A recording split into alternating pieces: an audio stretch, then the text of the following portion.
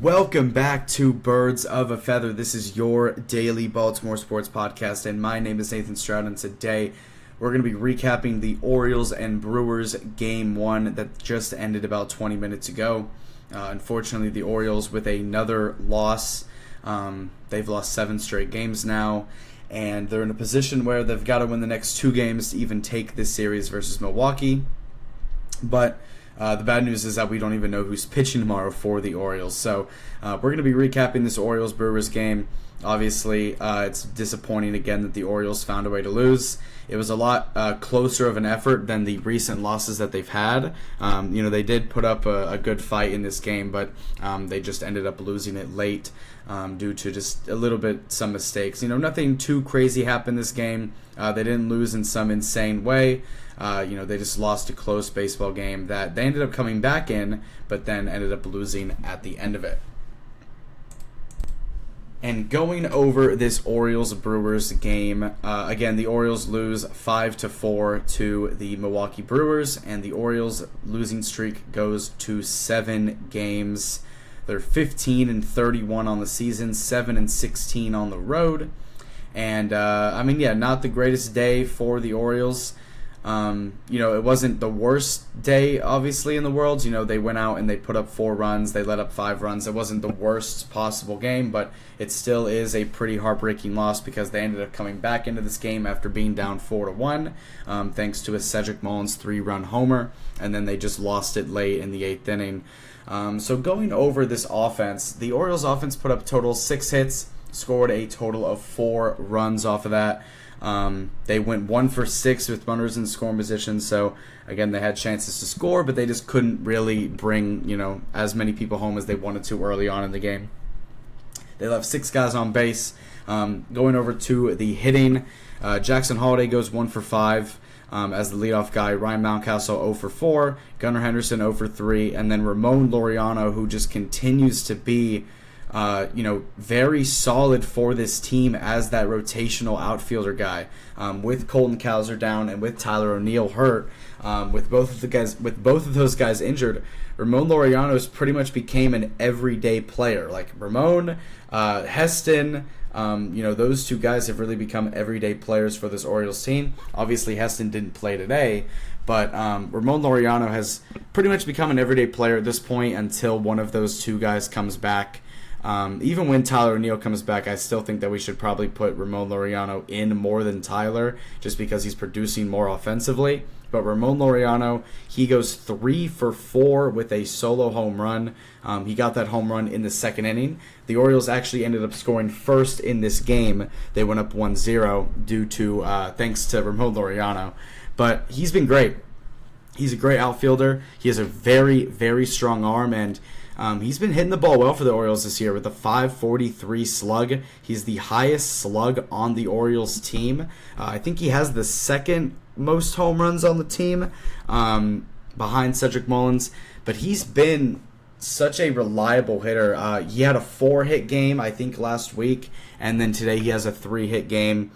His average is up to a .272, so he has one of the highest averages on the Orioles, and he's been great. There's no complaints about Ramon Laureano. He was one of the guys that Mike Elias picked up in the offseason, and I wasn't upset by it. I wasn't upset by us getting Ramon Laureano. Obviously, most of the concern and anger about this past offseason was mainly on the starting pitching and kind of who we settled for. But Ramon with a great game. Ryan O'Hearn goes 0 for 3.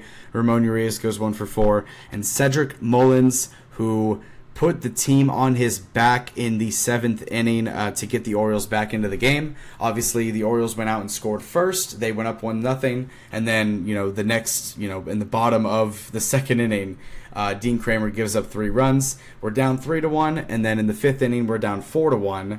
And when we were down 4-1, it kind of felt like this game was over. But they started to get a little bit of momentum and a little bit of life in the 7th inning. Cedric Mullins hit a 3-run homer in the 7th, tied the game 4-4. And then obviously the Orioles would go end up losing the game after giving up a run in the 8th inning and not being able to score.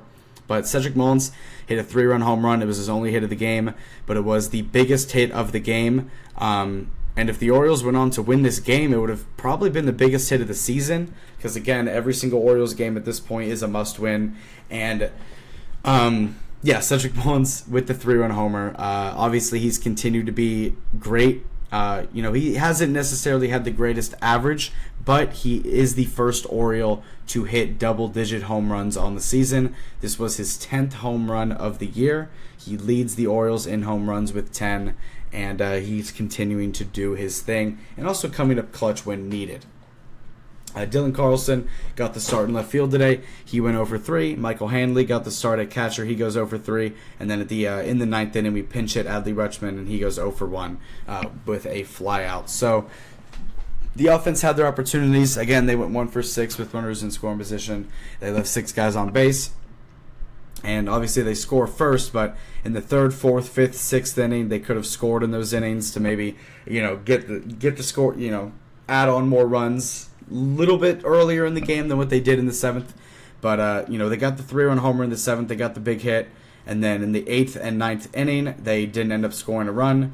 When in both the 8th and the 9th innings, they had guys on and they had opportunities to go and score, and they just couldn't process the runs. I'm not as upset at this loss. I'm not as upset about this loss as I am the other ones because, again, this is one of those games where it was a close game. We only lost by 1 run, and, it came down to the wire at the end of the game in the 8th inning. So they did put up a fight. The pitching wasn't horrible. The offense wasn't horrible, but they just didn't do enough to win the game once again. And going over to the pitching, Dean Kramer got the start today. He goes 5.1 innings, gives up 9 hits, 4 runs, 2 walks, has 6 strikeouts with a 97 pitch count. His ERA doesn't really move. It's sitting at a 5.5 right now. Obviously not great for a starting pitcher. Dean Kramer doesn't have a great game either. He gave up 4 runs of the 5 total runs scored. Let up 9 hits, 2 walks. He let 11 total base runners on base. Again, 97 pitch count through 5 innings. Isn't necessarily amazing, but it also wasn't like the complete worst thing ever because the offense was able to come back into the game and give them a chance to win, but we just couldn't capitalize and win, in the 8th or 9th inning and, score the run that could have gotten us the lead. But Seranthony Dominguez and Gregory Soto came into the game, held it down for the O's, and then Yennier Cano, who ended up getting the loss for the game today, he pitched in that 8th inning and gave up the hit and gave up the run and also the walk.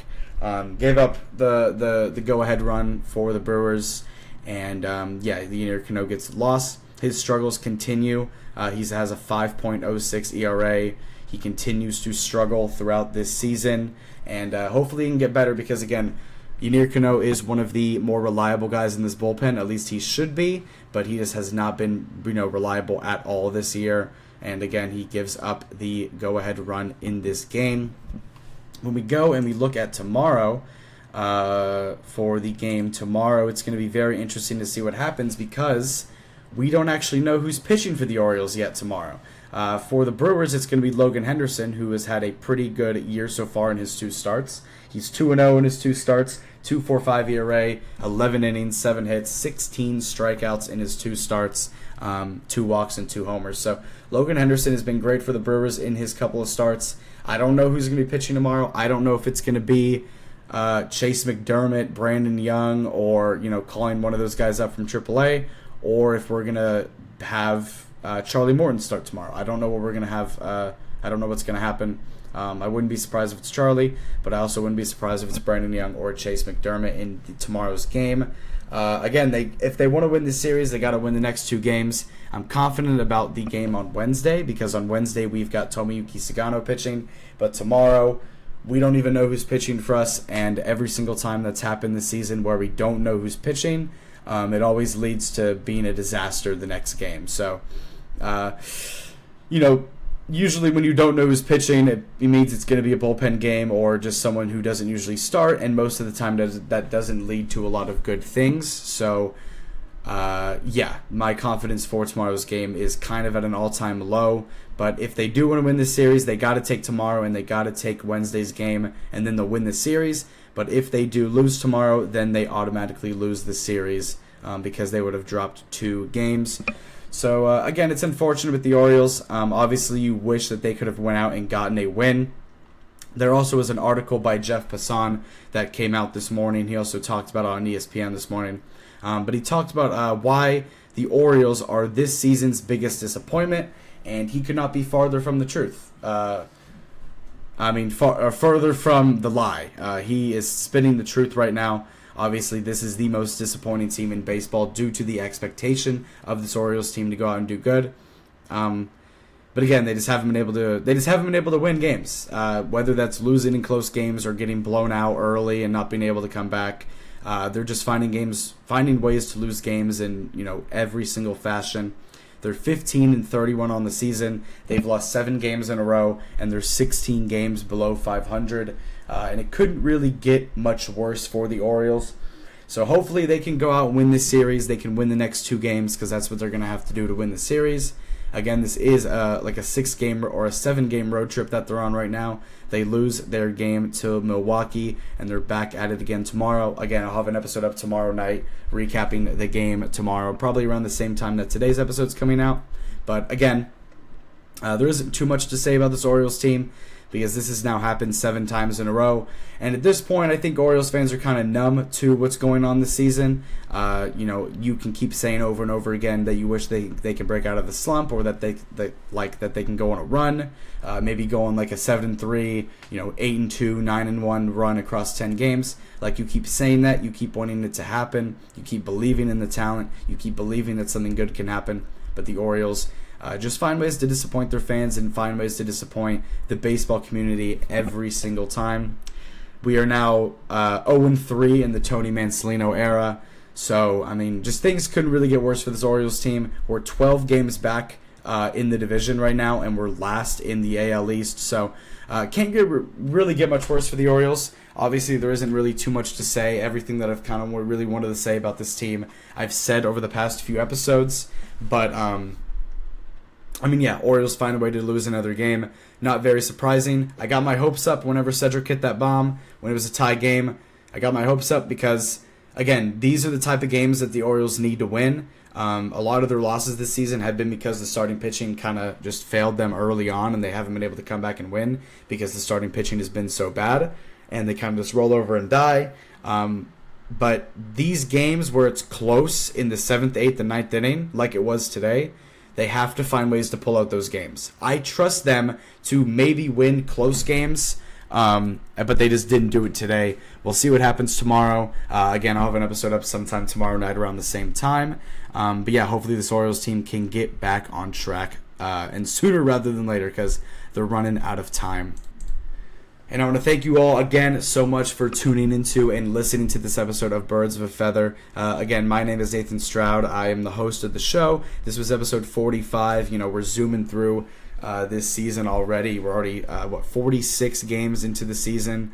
I'm having a ton of fun doing this show. Obviously, the Orioles have been extremely disappointing. They're in the middle of the longest losing streak in baseball, and they're 16 games below 500 and last in their division, and with a bunch of injuries as well. So things aren't really looking great for the Orioles, obviously, but I'm still having a ton of fun doing the show. I love talking about the Orioles. I love talking about the Ravens. I love these teams to death, obviously, but they're just in a little bit of a rough patch right now that hopefully they can kind of maneuver their way out of, but it is going to take a lot of work.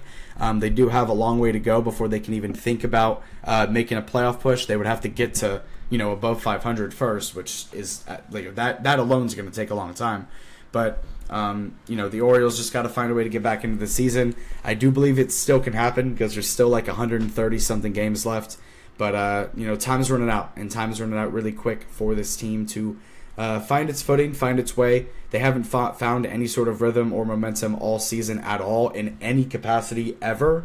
So it'd be nice for them to maybe go on a little bit of a stretch here soon. So again, thank you guys so much for watching. All of the support, all of the nice, kind words and comments I've gotten as well. I appreciate all you guys so much. Make sure to subscribe on YouTube, follow up on Spotify, and make sure to follow up the Instagram and the Twitter as well. And I'll see you guys in the next one. I'll see you guys tomorrow. Hope you all have a great rest of y'all's day, and I'll see y'all later. Peace out.